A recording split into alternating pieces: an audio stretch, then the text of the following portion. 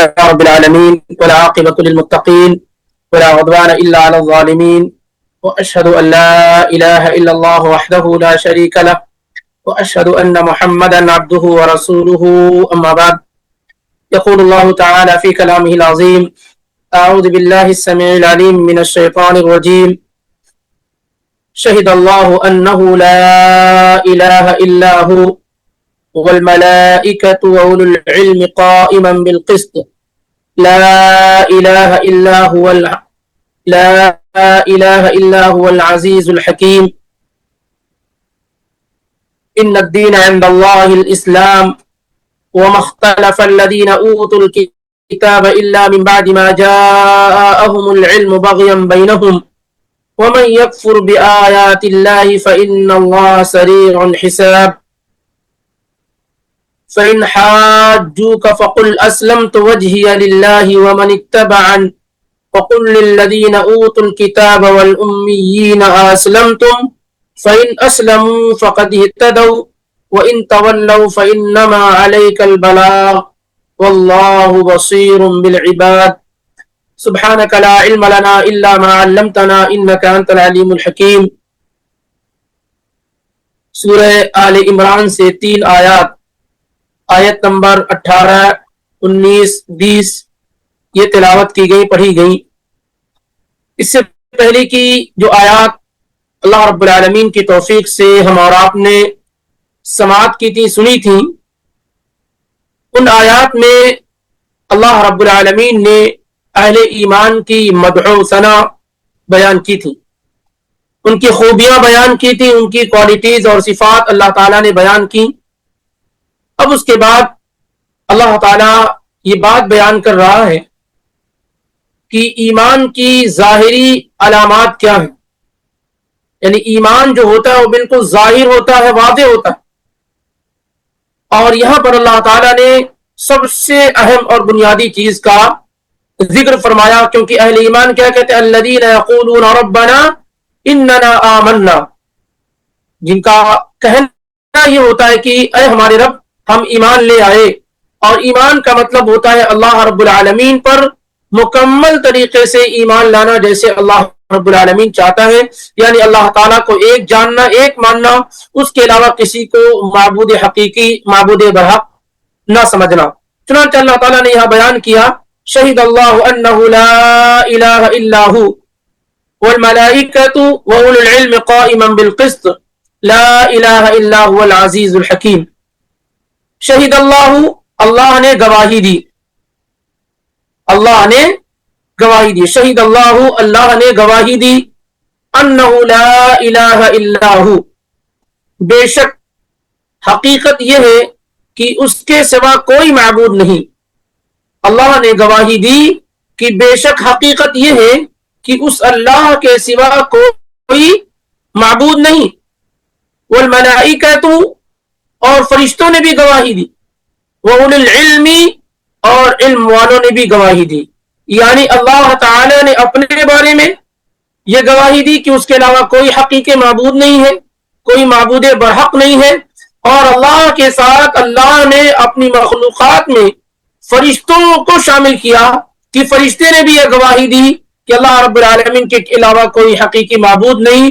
اور فرشتوں کے ساتھ ساتھ اہل علم، علم والوں نے بیان کیا، علم والوں نے بھی گواہی دی کہ اللہ تعالیٰ کے علاوہ کوئی حقیقی معبود نہیں ہے. قائما بالقسط، اس حال میں کہ وہ انصاف پر قائم ہے. یعنی شہد اللہ انہ لا الہ الا ہو، اللہ نے یہ گواہی دی کہ اس کے علاوہ کوئی حقیقی معبود نہیں ہے، اس حال میں کہ اللہ تعالیٰ انصاف پر قائم ہے. یہاں جو حال واقع ہے وہ اللہ رب العالمین کے ساتھ ہے. یہ اس حال میں کہ اللہ تعالیٰ انصاف پر قائم ہے. لا الہ الا هو العزیز الحکیم. اور پھر اللہ تعالیٰ نے ریپیٹ کیا اسی ایک آیت کے اندر کہ اس کے سوا کوئی معبود نہیں، وہ سب پر غالب اور کمال حکمت والا ہے. یہ ہے اس آیت کا ترجمہ. اب آئے مختصر انداز میں ہم اور آپ اس کی تفسیر سماعت کرتے ہوئے چلتے ہیں. تو اللہ تعالیٰ نے اس آیت میں یہ گواہی دی. شہیدہ، گواہی دینا، اور گواہی وہ آدمی دیتا ہے جس کے پاس علم ہو. بغیر علم کے گواہی نہیں ہو سکتی. یہ بنیادی چیزوں میں سے ہے کہ گواہی دینے سے پہلے آدمی کے پاس کیا ہے؟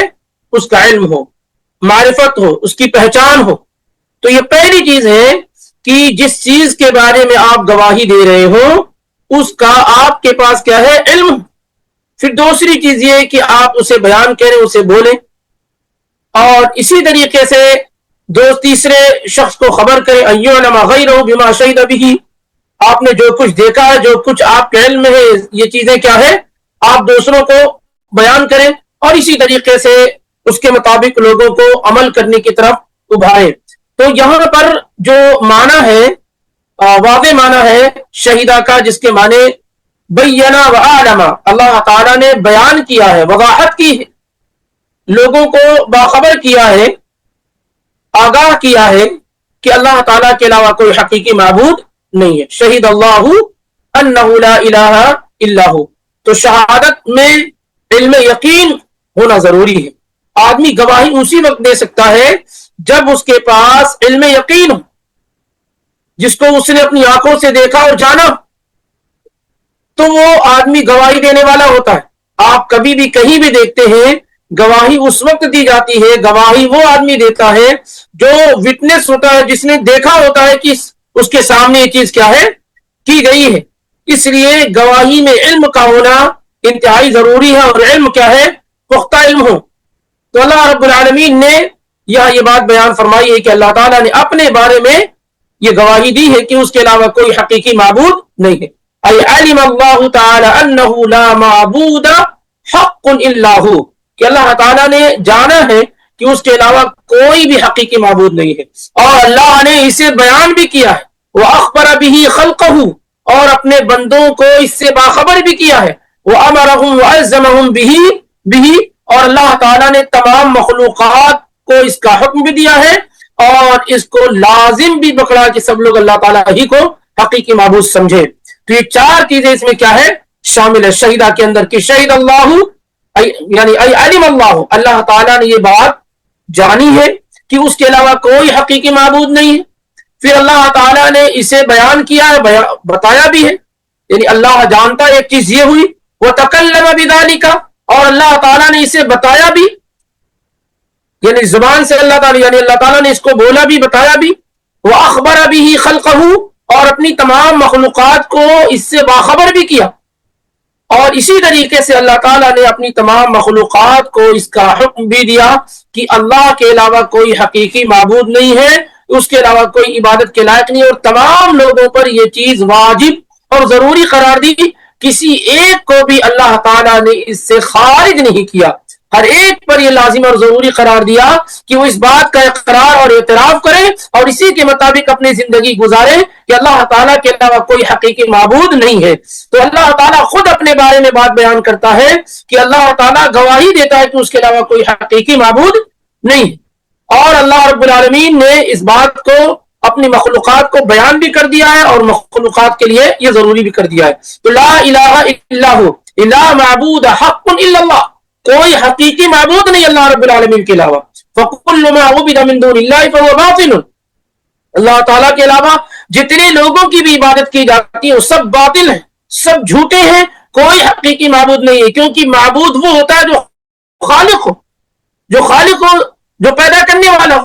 اللہ رب العالمین خالق ہے، اس کے علاوہ جتنی بھی چیزیں سب مخلوق ہیں. اس لیے اللہ کے علاوہ جس کی بھی عبادت کی جائے گی وہ مخلوق ہی ہوں گے. روئے زمین پر، آسمان پر، زمین پر کسی کی بھی عبادت کی جائے وہ سب کے سب مخلوق ہیں. ان تمام لوگوں کا خالق، تمام چیزوں کا خالق اللہ رب العالمین ہے. اس لیے اگر کوئی آدمی اللہ کے علاوہ کسی کی بھی عبادت کرتا ہے تو وہ مخلوق ہی کی عبادت کرنے والا ہوگا، چاہے وہ چھوٹی مخلوق ہو یا بڑی مخلوق ہو، چھوٹے درجے کی ہو یا بڑے درجے کی ہو. اللہ تعالیٰ کے علاوہ جتنی بھی چیزیں سب کی سب کیا ہے؟ مخلوق. اس لیے وہ معبود نہیں ہو سکتے. جب وہ مخلوق ہے، ان کو اللہ نے پیدا کیا ہے تو معبود نہیں ہو سکتے. یہ الگ بات ہے کہ لوگوں نے ان کو اپنا معبود بنا رکھا ہے. اسی لیے اللہ تعالیٰ نے اس کا کنڈم کرتے ہوئے کہا ما تعبدون من دونه الا اسماء سميتموها انتم وآباؤكم ما انزل الله بها من سلطان. تم اللہ کو چھوڑ کر جن لوگوں کی عبادت کرتے ہو یہ چند نام ہے جن کو تم نے رکھے ہیں جن کو تم نے معبود بنا رکھا ہے کہ یہ مشکل کشا ہے، یہ حاجت روا ہے، یہ تم نے یہ نام رکھے ہیں، وہ اگر نہ وہ معبود ہے، وہ معبود نہیں، وہ مخلوق ہے، تم نے ان مخلوق کو معبود بنا لیا، ان کی عبادت کرنے لگ گئے، اللہ تعالیٰ نے اس پر کوئی دلیل بھی نہیں اتاری، فلا معبود حق الا اللہ، اس لیے اللہ تعالیٰ کے علاوہ کوئی بھی حقیقی معبود نہیں۔ اور اللہ تعالیٰ نے جگہ جگہ اس کو بیان کیا، ذالک بان اللہ الحق وان ما يدعون من دونه والباطل، یہ اس وجہ سے کہ اللہ تعالیٰ ہی حقیقی معبود ہے، اور اللہ رب العالمین کے علاوہ جتنی بھی چیزیں ہیں سب کی سب کیا ہے؟ باطل ہے۔ جگہ جگہ اللہ تعالیٰ نے کہا ولا تدعوا مع اللہ الہا آخر لا الہ الا هو کل شیء ہالک الا وجہ، کہ تم اللہ کے ساتھ کسی اور کو الہ مت بناؤ، کسی اور کو مت پکارو، کیونکہ اس کے علاوہ کوئی حقیقی معبود نہیں ہے، ہر چیز ہلاک ہو جائیں گی سوائے اللہ تعالیٰ کے چہرے کے، سوائے اللہ تعالیٰ کی کیا ہے؟ چہرے کے۔ اور پھر اسی طریقے سے اللہ تعالیٰ نے ذکر کیا کہ جب ان قوموں پر عذاب آیا جو قوم اللہ کو چھوڑ کر غیروں کی عبادت کرتی تھی، غیروں کو اپنا معبود، مشکل کشا اور حاجت روا سمجھتی تھی، فما اغنت عنہم آلہتہم التی یدعون من دون اللہ من شیء لما جاء امر ربک، اللہ تعالیٰ نے کہا کہ جب ہمارا معاملہ آ گیا، ہمارا فیصلہ آ گیا، ہمارا عذاب ان پر آ گیا، تو ان کے ان معبودوں نے جن کو وہ اللہ کو چھوڑ کر کے ان کی عبادت کرتے تھے کوئی فائدہ نہیں پہنچایا۔ اگر اللہ تعالیٰ کے علاوہ وہی معبود تھے تو جب اللہ تعالیٰ کی جانب سے عذاب نازل ہوا ان پر، اللہ کی پکڑ جب ان پر آئی، تو جب تم اللہ کو چھوڑ کر اوروں کو معبود بنا رکھے ہوئے تھے تو ان لوگوں نے تمہیں اللہ سے بچایا کیوں نہیں؟ جو اس بات کی دلیل ہے کہ اللہ کو چھوڑ کر کے جن جن لوگوں کو تم پکار رہے ہو اصل میں وہ معبود ہے ہی نہیں، پھر تمہاری مشکل کشائی کیسے کریں گے، حاجت روائی کیسے کریں گے جب وہ خود تمہاری طرح مخلوق ہے؟ اور یہ بہت واضح دلیل ہے جو اللہ تعالیٰ نے قرآن حکیم میں جگہ جگہ پر کیا ہے؟ ذکر فرمائی ہے۔ تو شہید اللہ انہ لا الہ الا ہو، اللہ تعالیٰ نے اس بات کی گواہی دی ہے کہ اس کے علاوہ کوئی بھی حقیقی معبود نہیں ہے۔ اب اس کے بعد اللہ تعالیٰ کو سب سے زیادہ جاننے والے کون لوگ ہیں؟ ملائکہ ہیں، فرشتے اللہ تعالیٰ کے، جو اللہ تعالیٰ کے انتہائی قریب ہیں، اللہ تعالیٰ کے انتہائی قریب ہیں، صرف اللہ ہی کی عبادت کرنے والے، اللہ کی نافرمانی نہیں کرتے۔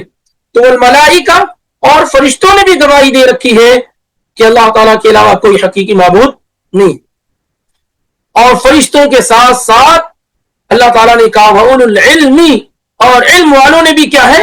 یہ گواہی دے رکھی ہے، یعنی اللہ نے بھی، اس کے فرشتوں نے اور علم والے یہ سب گواہی دیتے ہیں کہ اللہ تعالیٰ کے علاوہ کوئی حقیقی معبود نہیں ہے۔ جو آدمی اللہ تعالیٰ کو جان لے، اللہ کو پہچان لے، اللہ کو حقیقی معبود سمجھ لے، وہ علم والا ہو گیا۔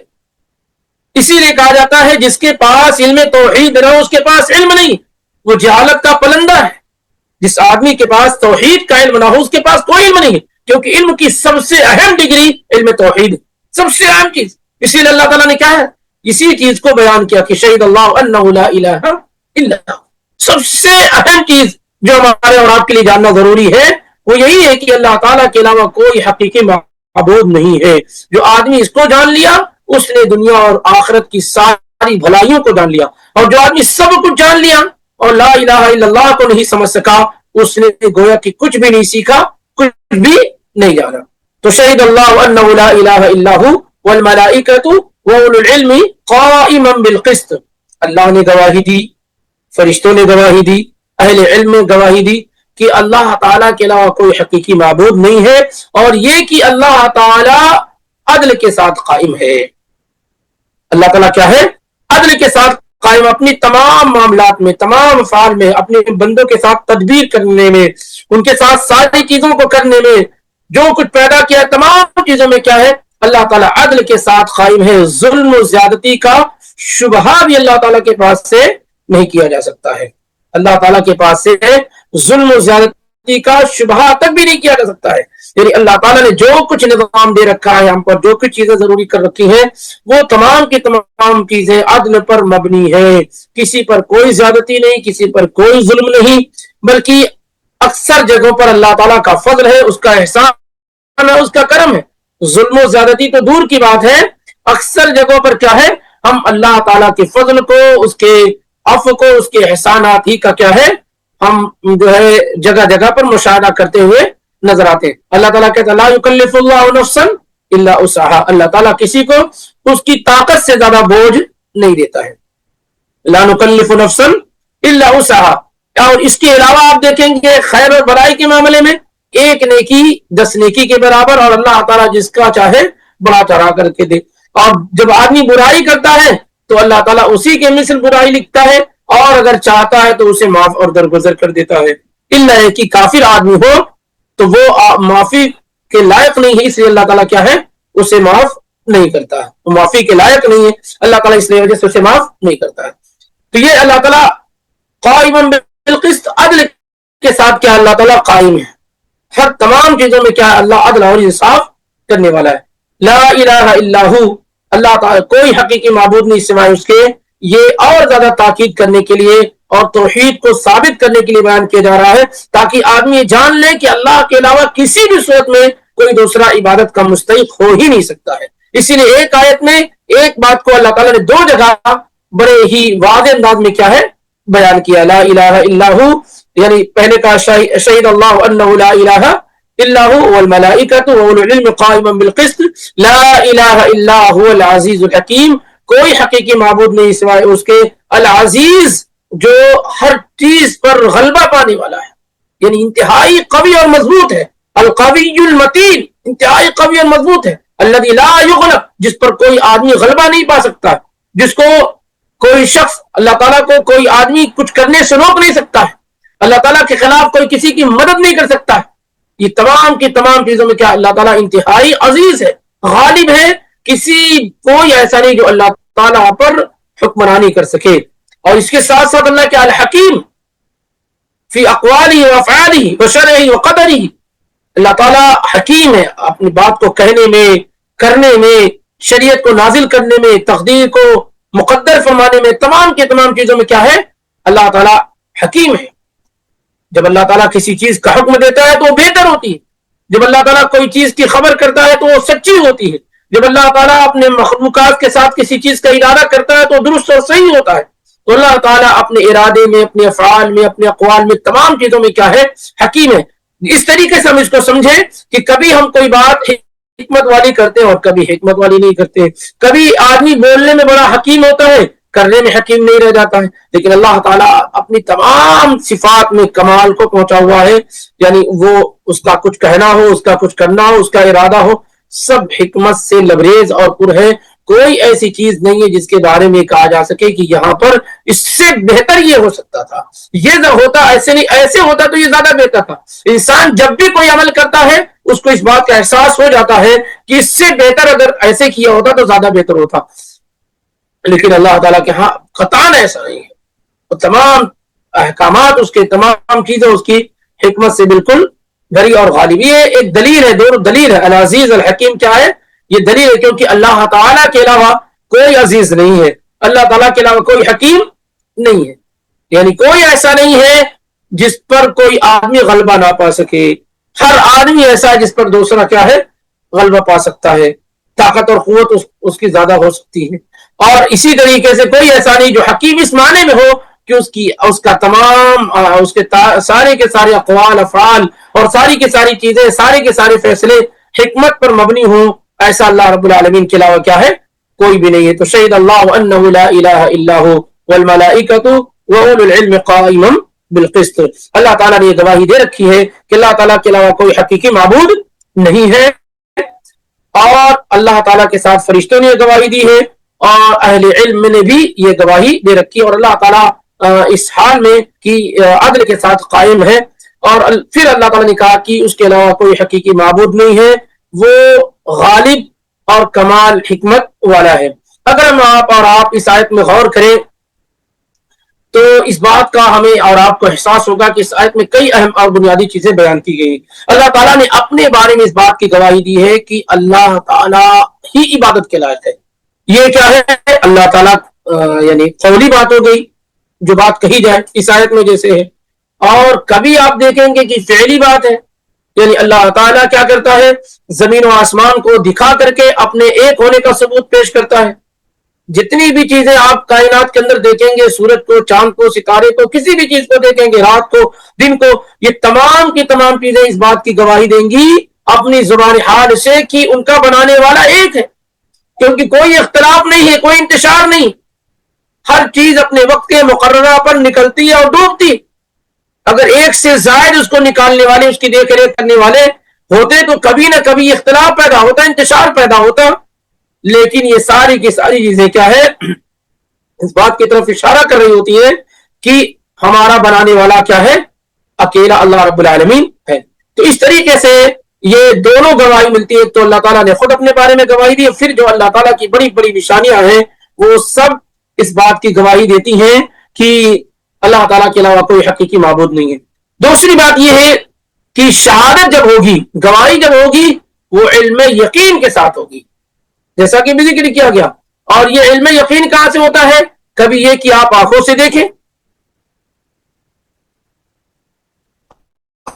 آنکھوں سے کیا ہے، دیکھ کر کے آپ کو علم یقین حاصل ہوتا ہے. اور اسی طریقے سے آپ کیا اللہ تعالیٰ کے بارے میں، اللہ تعالیٰ نے جو چیزیں بیان فرمائی، اللہ تعالیٰ نے جو کائنات کے اندر اپنی نشانیاں چھوڑ رکھی اسے، اور اللہ رب العالمین نے جو اپنے بارے بیان کر رکھا اسے پڑھ کر کے کیا ہے، آپ اہل علم میں شامل ہو سکتے ہیں. اور جو آدمی اس حال تک نہ پہنچ سکے، اس مقام تک نہ پہنچ سکے کہ وہ اس بات کی گواہی دینے پہ قادر ہو جائے کہ اللہ تعالیٰ کے علاوہ کوئی حقیقی معبود نہیں. جیسے ایک چیز ہوتی ہے کہ کسی نے کہہ دیا، کسی نے آپ کو بتا دیا تو آپ نے مان لیا. اور ایک چیز یہ کہ آپ علم کے ذریعے سے، اللہ تعالیٰ کی نشانیوں کے ذریعے سے یہاں تک پہنچے ہیں کہ اللہ تعالیٰ کے علاوہ کوئی حقیقی معبود نہیں ہے. اگر آپ اس طریقے سے پہنچے تو آپ اہل علم میں سے ہیں. اور جو آدمی توحید کا علم نہیں رکھتا ہے، کبھی بھی اس کو عالم میں شمار نہیں کیا جا سکتا ہے، کبھی بھی اس کا علماء میں شمار ہو ہی نہیں سکتا، کیونکہ علم سب سے بڑا یہ ہے، علم توحید ہے، جیسا کہ اللہ تعالیٰ نے یہاں کیا ہے بیان کیا. اس لیے جتنے بھی علماء ہوتے ہیں وہ سب سے پہلے توحید کی طرف بلاتے ہیں. اور ان میں سب سے عظیم ہستیاں انبیاء کرام علیہ الصلوۃ والتسلیم کی ہے. اگر آپ ان کی زندگی کا مطالعہ کریں گے تو یہ بات ہمیں واضح طور پر معلوم ہو جائیں گی کہ سب سے زیادہ جس بات کی طرف انبیاء نے اپنی قوموں کو بلایا ہے وہ علم توحید ہے، اللہ تعالیٰ کی توحید کی طرف بلایا. اس لیے سب سے اہم، سب سے ضروری جو چیز امت کے لیے ہو سکتی ہے وہ علم توحید ہے، جس کا سیکھنا ہر شخص پر ضروری. اور جب آدمی اللہ تعالیٰ کو جان لیتا تو ہی عالم ہو جاتا ہے. اور جو آدمی ساری دنیا کو جان لے، اللہ کو نہ جانے، وہ کبھی بھی عالم کہنے کا مستحق ہو ہی نہیں سکتا ہے. بلکہ اللہ تعالیٰ نے اس کو دنیا کا سب سے بڑا جاہل قرار دیا ہے. اس سے بڑا جاہل کون ہو سکتا ہے جو اپنے خالق کو، مربی کو، مالک کو، مدبر کو نہ پہچانے، جو اس کا پیدا کرنے والا اس کو نہ پہچانے. اس سے بڑا جاہل اور اس سے بڑی جہالت کیا ہے، کیا ہو سکتی ہے. اس لیے سب سے اہم، سب سے ضروری جو علم ہے وہ علم توحید ہے، جیسا کہ اللہ تعالیٰ نے کیا ہے یہاں پر بیان بھی کیا ہے. اسی طریقے سے اس سے اس بات کا بھی علم ہوتا ہے کہ علم یا اہل علم، علم کی اور اہل علم کی بڑی فضیلت ہے.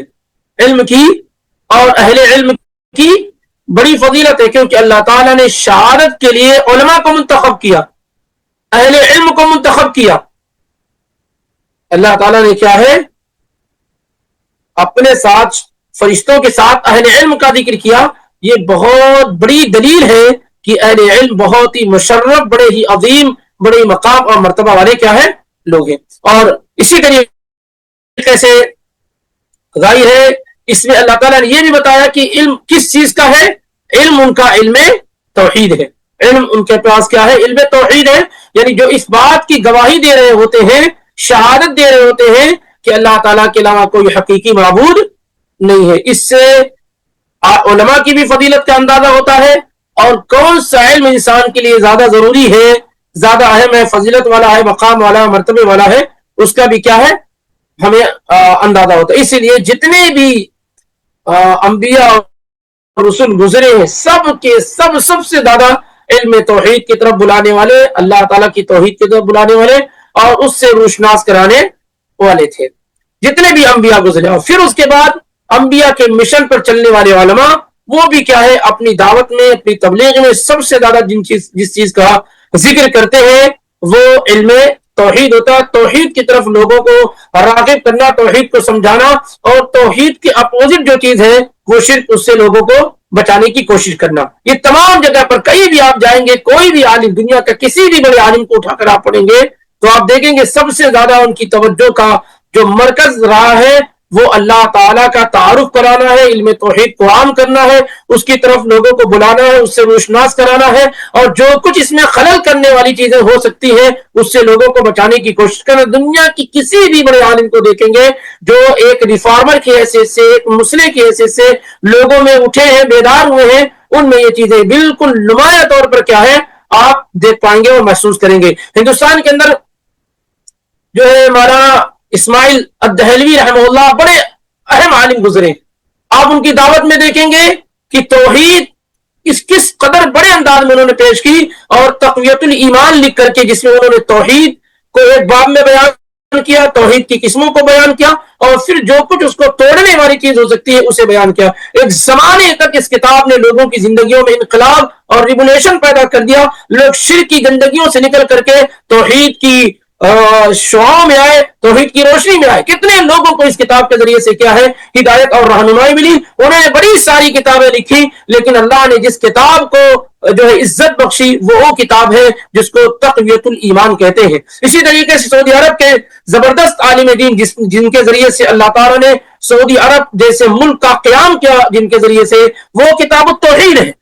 اس کتاب کے ذریعے سے اللہ تعالیٰ نے کتنے لوگوں کی زندگیوں کو بدلا, اور آپ دیکھیں کہ اس کے ذریعے سے, اس مصنف کے ذریعے سے, مؤلف کے ذریعے سے, ان کی کتاب کے ذریعے سے کتنا بڑا انقلاب اور ریولیوشن کیا ہے وہاں پر آپ کو دیکھنے کو مل پائے گا. کیونکہ جو لوگ اس علم کے ساتھ اٹھتے ہیں اللہ تعالیٰ دنیا میں ان کی سربلندی کرتا ہے اور ان کو عزت اور مقام اور مرتبے سے نوازتا. کیونکہ دنیا میں جتنے بھی علم ہیں اس علم میں سب سے اعلیٰ اور اشرف علم یہ ہے کہ آدمی اپنے خالق کو, مالک کو, مدبر کو, پیدا کرنے والے کو, جس کی عبادت کرنی ہے اس کو جاننے کی کوشش کرے. اس سے بہتر چیز کیا ہو سکتی ہے؟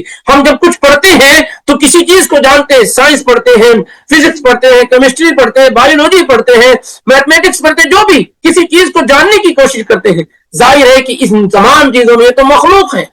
اگر آدمی خالق کو جانے, ان چیزوں کے پیدا کرنے والے کو جانے, تو یہ کتنا اشرف اور بہترین علم کیا ہے ہو سکتا ہے. اسی لیے ہر آدمی کو اس پر توجہ کرنے کی کوشش کرنی چاہیے. اور بہت سارے لوگ اس کو سمجھتے ہیں کہ اس موضوع پر گفتگو کرنے کی ضرورت نہیں ہے. کچھ لوگ کہتے ہیں کہ مسلمانوں کے درمیان کیا اس موضوع کو چھیڑنا, کیا یہ بیان کرنے کی کوشش کرنا.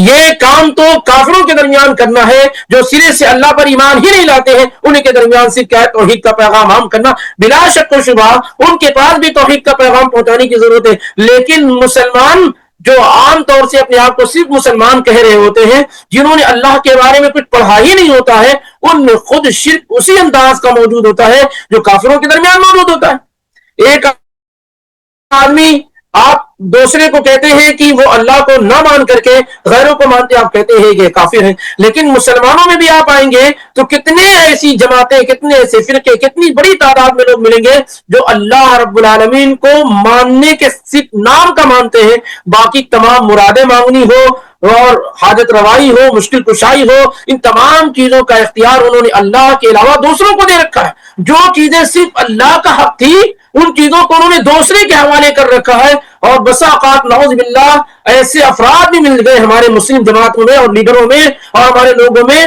جو اللہ تعالیٰ تک کی گستاخی کرتے ہوئے نظر آتے ہیں, اور ایسے اللہ کی مخلوق کو اللہ کے مقابلے میں صرف کھڑا نہیں کرتے ہیں بلکہ اللہ تعالیٰ ان کا گویا کہ محتاج اس طریقے سے پیش کرتے ہیں. بارہا آپ نے کئی لوگوں کو تقریروں میں کہتے ہوئے سنا ہوگا کہ اللہ رب العالمین آسمان سے اتر رہا تھا, نعوذ باللہ من ذالک, اور پھسلنے لگا تو عبد القادر جیلانی نے پکڑ لیا اور بچا لیا. نعوذ باللہ من ذالک. اتنی حماقتیں مسلمانوں کے درمیان موجود ہے جو کلمہ لا الہ الا اللہ کا زبان سے اقرار اور اعتراف کرتے ہوئے نظر آتے ہیں. اتنی گندگی تو کفار مکہ کے اندر بھی موجود نہیں تھی. وہ بھی یہ سمجھتے تھے کہ اصل معبود تو اللہ تعالیٰ ہے, اور یہ جو ہم جن کی عبادت کر رہے ہیں یہ صرف اللہ تعالیٰ تک پہنچانے کا سبب اور ذریعہ ہے, اللہ سے قربت کا ذریعہ ہے. ما نعبدهم الا ليقربونا الى الله زلفى.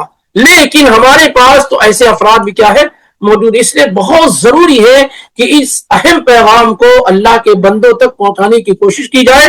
یہ سب سے اہم علم ہے جسے سیکھنے کی انسان کو کوشش کرنی چاہیے اور جس کے مطابق انسان کو زندگی گزارنے کی کوشش کرنی چاہیے. اس سے برکت والا علم اس روئے زمین پر کوئی دوسرا نہیں ہے. آدمی اللہ کو جان کر کے اس دنیا سے فوت ہو جائے جنت اس کے لیے یقینی ہے. اللہ کو جانے بغیر آدمی فوت ہو جائے جہنم اس کے لیے یقینی ہے, کبھی بھی اس کے لیے جنت نہیں مل سکتی ہے. اس لیے اس سے بہتر اور اس سے بڑا اور اس سے اشرف علم کوئی نہیں ہو سکتا ہے. نہ یہ کہ ہم یہ اور آپ یہ سمجھیں کہ ہمیں اس علم کی ضرورت نہیں ہے. ہم کیونکہ یہ علم توحید جو توحید کو توڑنے والی چیزیں بہت زیادہ ہیں. جو نواقض اسلام ہے یا نواقض توحید ہے وہ بہت زیادہ ہے. آدمی ایک مرتبہ وضو بنا لیا تو اس کا وضو ٹوٹ جاتا ہے, کبھی ہوا خارج ہو گئی کبھی کچھ ہو گئی. ایسے آدمی کلمہ لا الہ الا اللہ پڑھ لیتا ہے تو اس کو پڑھنے کے بعد اس کی توحید ٹوٹ جاتی. کئی ایسی چیزیں زندگی میں ہو جاتی ہیں غیر شعوری طور پر شعوری طور پر جس سے آدمی کا اسلام چلا جاتا ہے اور اسے کیا ہے پتہ نہیں چل پاتا. اس لیے ان چیزوں کا علم ہونا, ایک تو توحید کی بیس اور بنیادوں کو جاننا, پھر جو دوسرے وہ چیزیں جو توحید کو توڑنے والی جو اس کی نواقض ہیں ان کو جاننا انتہائی ضروری اور بنیادی چیز. آپ اندازہ لگائیں اسی آیت کے ذریعے سے کہ یہ بات کتنی زیادہ اہم ہے, کتنی امپورٹنس ہے کہ اللہ تعالیٰ نے خود اس کے بارے میں گواہی دی. اللہ خود اپنے بارے میں کہتا ہے کہ میں گواہی دے رہا ہوں کہ میرے علاوہ کوئی حقیقی معبود نہیں ہے اور مجھے جاننے والے فرشتے ہیں, اہل علم ہے, یہ سب گواہی میرے ساتھ دے رہے ہیں. اسی سے اندازہ لگائیے کہ ان کا مقام اور مرتبہ کتنا بلند ہے جو اللہ تعالیٰ نے جن کو اپنے ساتھ گواہی میں شریک کیا ہے. تو ہم بڑی آسانی کے ساتھ اس مقدس جماعت میں شامل ہو سکتے ہیں جن کو اللہ تعالیٰ نے اہل علم کہا ہے, اور اس کے لیے بڑی بڑی ڈگریوں کی ضرورت نہیں ہوگی. ہم اللہ کو جاننے کی کوشش کریں, اللہ کو پہچان لیں, علم توحید جان لیں, توحید کو جو ہے توڑنے والی چیزوں کو جان لیں. باذن اللہ ہمارا اور آپ کا شمار انہی لوگوں میں ہو جائے گا جن کا ذکر اللہ تعالیٰ نے سورہ آل عمران کی آیت نمبر 18 میں کیا. شہید اللہ انہ لا الہ الا ہو والملائکۃ واولو العلم قائما بالقسط. اس کے لیے بہت بڑی ڈگریوں کی ضرورت نہیں, بہت زیادہ علم کی ضرورت نہیں ہے, بلکہ صحیح اور درست علم کی ضرورت ہے. اگر ہم اس پر قائم ہو جاتے ہیں, یہ سیکھ لیتے ہیں, جان لیتے ہیں, تو باذن اللہ ہم ایسے مبارک لوگوں میں بڑی آسانی کے ساتھ کیا ہے شامل ہو سکتے ہیں. تو اللہ تعالیٰ نے یہاں پر بڑی وضاحت کے ساتھ کیا ہے اہل علم کی تعریف اور توصیف کیا ہے بیان کی ہے. اور اسی طریقے سے اللہ تعالیٰ نے یہ بات بھی بیان کی ہے کہ اللہ تعالیٰ گواہی دیتا ہے کہ وہ جیسے توحید کی گواہی ایسے ہی اللہ تعالیٰ کیا ہے عدل کے ساتھ بالکل قائم ہے. ظلم و زیادتی کا اللہ تعالیٰ کیا تصور بھی نہیں کیا جا سکتا. عدل کی تمام خیر اور بھلائی کے ٹاپ اور قمے پہ کیا ہے اللہ رب العالمین پہنچا ہوا ہے. اور اسی طریقے سے اللہ تعالیٰ عزیز ہے. یہ عزیز ہونا اللہ تعالیٰ کے عادل ہونے کی دلیل ہے, کیونکہ بسا اوقات ایک انسان جو کمزور ہوتا ہے وہ عدل نہیں کر پاتا ہے. ایک انسان جو کمزور ہوتا ہے وہ عدل نہیں کر پاتا. مثال کے طور پر آپ کے پاس 2 کیس آئے اور آپ جج بنے ہوئے ہیں, لیکن ایک آدمی جو ناحق ہے لیکن پاور میں ہے, طاقت میں ہے, وہ آپ پر پریشر ڈال کر کے آپ کو دبا کر کے آپ کو عدل کے خلاف فیصلہ کرنے پہ مجبور کر سکتا ہے. لیکن اللہ تعالیٰ چونکہ عزیز ہے, کوئی اس پر غالب نہیں, سب پر وہ غالب ہے, اس لیے اللہ تعالیٰ کو عدل کرنے میں, انصاف کرنے میں کوئی رکاوٹ نہیں ہے. پھر مزید یہ کہ اللہ تعالیٰ کیا ہے حکیم بھی ہے, یعنی جتنی بھی چیزیں اس نے ذکر کی ہے, بیان کی, جو حکم دیا ہے, سب حکمت سے کیا ہے مالا حکمت سے بھرا ہوا ہے. اس کے بعد اللہ تعالیٰ نے اب پہلے یہ چیزیں ذکر کی, اب آگے اللہ تعالیٰ نے ذکر کیا کہ اصل یہ جو اللہ تعالیٰ نے گواہی کلمہ لا الہ الا اللہ پڑھنے والا کیا ہوتا ہے, اور اسی طریقے سے کلمہ لا الہ الا اللہ جو آدمی پڑھتا وہ کس دین کے اندر کیا ہے شامل ہوتا ہے. کیونکہ دنیا کے اندر مختلف قسم کے ادیان پائے جاتے ہیں. تو جب اللہ تعالیٰ نے اس بات کو بیان کر دیا کہ اللہ تعالیٰ ہی حقیقی معبود ہے, تو اللہ تعالیٰ نے یہ بات بیان بھی کر دی اپنے بندوں کے لیے کہ وہ دین جو دین اللہ تعالیٰ پسند کرتا ہے اور جس دین کے ذریعے سے توحید قائم ہوتی ہے وہ اسلام ہے, اسے بھی کیا ہے اللہ تعالیٰ نے بیان کر دیا. چنانچہ اللہ تعالیٰ کا ارشاد ہے ان الدین عند اللہ الاسلام, بے شک یقیناً اللہ کے نزدیک اسلام ہی ہے. بے شک دین اللہ کے نزدیک اسلام ہی. ان الدین عند اللہ الاسلام. بہت غور سے سنیے. بے شک یقیناً دین اللہ کے نزدیک اسلام ہی ہے, بس اور کوئی دوسرا دین نہیں ہے. بہت سارے لوگ یہ کہتے ہیں یہاں پر کہ سب سے بہتر دین اسلام ہے. غلط ترجمہ ہے.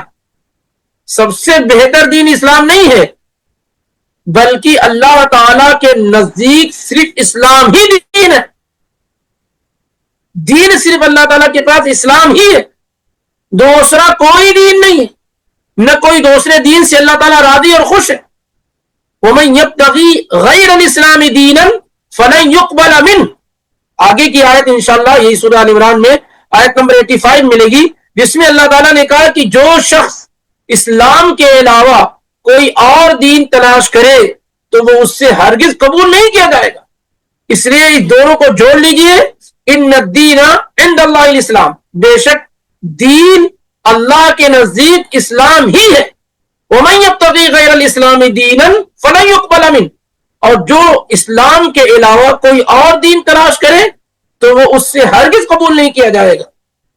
وہ اس سے کیا ہے, ہرگز قبول نہیں کیا جائے گا. اس لیے بہت سارے لوگ اس زمانے میں یہود و نصارہ کو درست اور صحیح کرنے کے لیے کہ وہ بھی آسمانی دین پہ رکھتے ہیں, ان کے پاس بھی آسمانی دین ہے, اس بنیاد پر کیا کرتے ہیں وہ اس کو بھی دین مانتے ہیں, اس کو بھی دین مانتے ہیں کہ یہ بھی دین ہے وہ بھی دین ہے.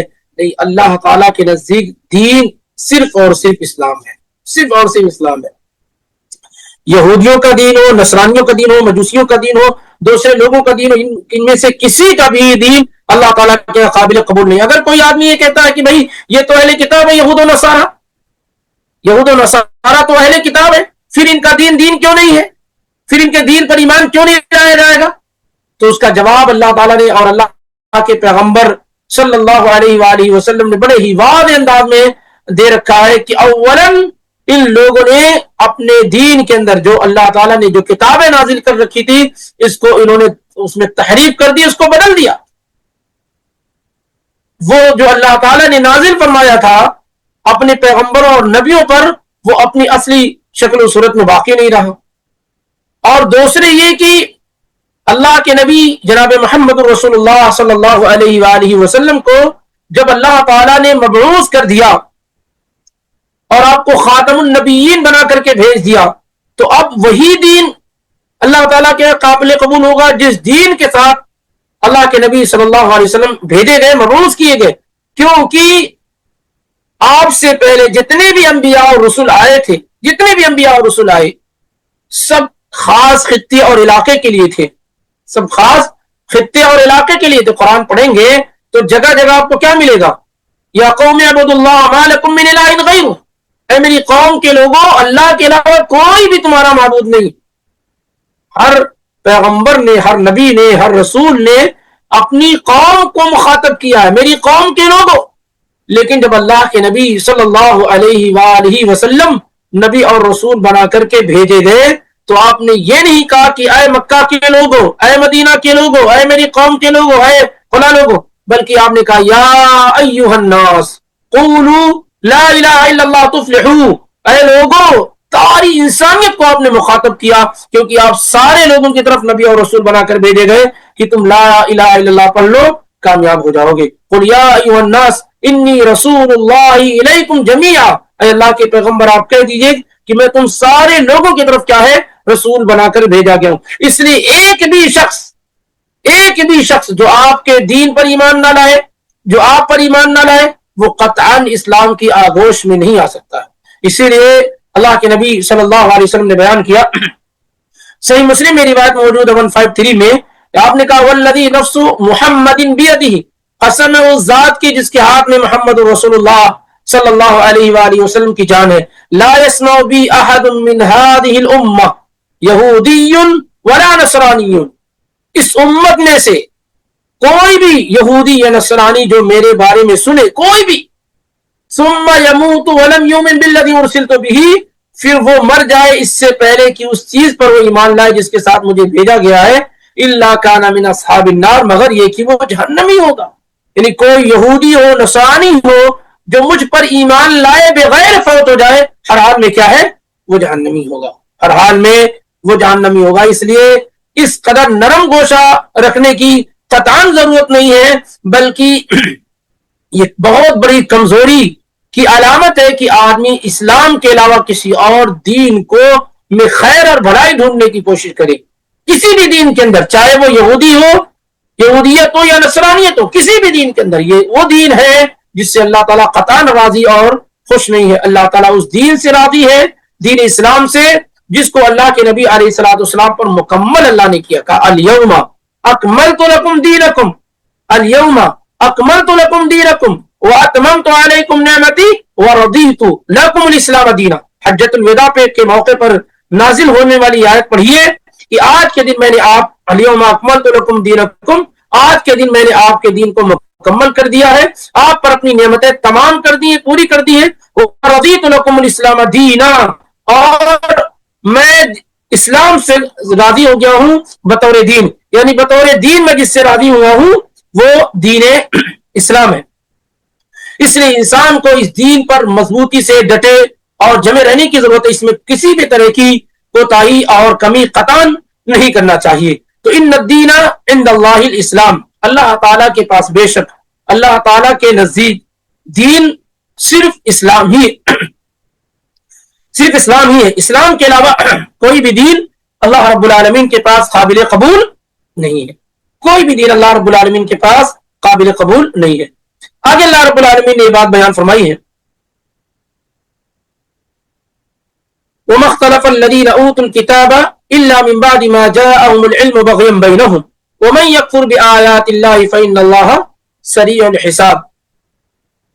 کہ وہ لوگ جنہیں کتاب دی گئی، یعنی اہل کتاب یہود و نصارہ، وہ لوگ جنہیں کتاب دی گئی ان لوگوں نے نہیں اختلاف کیا، مگر کب؟ الا من بعد ما جاءهم العلم بغيا بينهم، مگر اس وقت انہوں نے اختلاف کیا جب ان کے پاس علم آ چکا تھا. اختلاف اس وقت ہو کہ علم نہ ہو تو ایک الگ بات ہے، لیکن اہل کتاب نے، یہود و نصارہ نے اختلاف کب کیا؟ جب ان کے پاس علم آ گیا. بغیا بینہم، کیوں اختلاف کیا؟ آپس میں ضد کی وجہ سے، سرکشی کی وجہ سے، عداوت کی وجہ سے. یعنی ان کا آپس میں جو اختلاف ہوا، انہوں نے جو اختلاف کیا اس کی وجہ یہ تھی آپسی ضد تھی، حد دھرمی تھی، بغض اور عناد تھا. حالانکہ ان کے پاس علم آ چکا تھا. جب علم آ گیا تو اختلاف نہیں رہ جاتا. ہم اور آپ بات میں اختلاف کرتے ہیں، لیکن جب علم آ گیا تو اختلاف کی گنجائش ہی نہیں رہ جاتی. مثال کے طور پر اللہ کے نبی صلی اللہ علیہ وآلہ وسلم کس دن پیدا ہوئے؟ ایک مثال بتا رہا ہوں کہ اللہ کے نبی صلی اللہ علیہ وسلم کس دن پیدا ہوئے. آپ کہہ رہے ہیں کہ فلاں دن پیدا ہوئے، میں کہہ رہا ہوں فلاں دن پیدا ہوئے، فلاں آدمی کہہ رہے ہیں فلاں دن پیدا ہوئے. اور پھر علم آ جاتا ہے. صحیح مسلم کی روایت آ جاتی ہے کہ اللہ کے نبی علیہ الصلوۃ والسلام منڈے کے دن کے بارے میں، یوم الاثنین کے دن کے بارے میں فرماتے ہیں کہ ولدت فیہ، اسی دن میری پیدائش ہوئی ہے. منڈے کے دن، پیر کے دن، یوم الاثنین کے دن میری پیدائش ہوئی ہے. یہ علم آ گیا، اب اختلاف کی گنجائش ہی نہیں رہ گئی. نہ آپ کی بات صحیح، نہ میری بات صحیح، نہ فلاں کی بات صحیح. تو علم آ جانے کے بعد اختلاف نہیں ہونا چاہیے، علم سے پہلے اختلاف ہوتا ہے. لیکن یہود و نصارہ نے کیا کیا؟ علم آ جانے کے بعد اختلاف کیا. اور اختلاف کیوں کیا؟ آپسی ضد کی وجہ سے، حد درمی کی وجہ سے. اور یہی کچھ صورتحال کیا ہے ہماری امت کے اندر بھی موجود ہے. کیونکہ اللہ کے نبی علیہ الصلوۃ والسلام نے پیشین گوئی کر رکھی ہے کہ یہ امت قدم بقدم کس کے نقش قدم پر چلے گی؟ یہود و نصارہ کے نقش قدم پر چلے گی. اور اسی کی صورتحال یہ رہی کہ جو بیماریاں، جو خرابیاں ان کے درمیان موجود تھی، وہی خرابیاں ہمارے درمیان بھی ہو بہو اور بعین ہی کیا ہے موجود ہوتی چلی جا رہی ہے. تو اللہ تعالیٰ نے کہا کہ اللہ تعالیٰ نزدیک اسلام، دین اسلامی ہے، اور وہ لوگ جنہیں کتاب دی گئی انہوں نے اختلاف نہیں کیا مگر اس کے بعد کہ ان کے پاس علم آ چکا، آپس میں ضد کی وجہ سے. وَمَن يَكْفُرْ بِآيَاتِ اللَّهِ فَإِنَّ اللَّهَ سَرِيعُ الْحِسَابِ، اور جو اللہ کی آیات کا انکار کرے تو بے شک اللہ بہت جلد حساب لینے والا ہے. یہ اسی پر آج ختم کرتے ہیں، اور باذن اللہ یہیں سے شروع کریں گے آئندہ ہفتے میں، کہ کئی اہم اور بنیادی چیزیں اس آیت سے متعلق ہے. خاص طور سے وَمَا اخْتَلَفَ الَّذِينَ أُوتُوا الْكِتَابَ इल्ला मिन बादि मा जाअहुमुल इल्मु बग़यन बैनहुम। यहाँ से इंशाअल्लाह बिइज़्निल्लाह शुरू किया जाएगा। अल्लाह ताला से दुआ करते हैं कि अल्लाह ताला खैर और भलाई का मामला हमारे साथ फरमाए और हमें इल्म नाफे अता फरमाए, खास तौर से तौहीद के इल्म से अल्लाह ताला हमें और आपको माला माल फरमाए।